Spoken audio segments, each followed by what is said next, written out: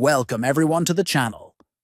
Today we are going to explore how to easily switch between headphones and speakers in Windows 11. If you often use multiple audio devices, this guide will help you manage your sound output quickly and efficiently. First, locate the sound icon on your taskbar. Click on this icon to open the Sound Options menu. Next, look for the small switch icon next to the current sound output. Click on this icon to view all available audio devices connected to your computer. Then, under the Output Device section, you will see your headphones and speakers listed. Select the device you want to use for your audio playback. This will immediately switch your sound to the selected device.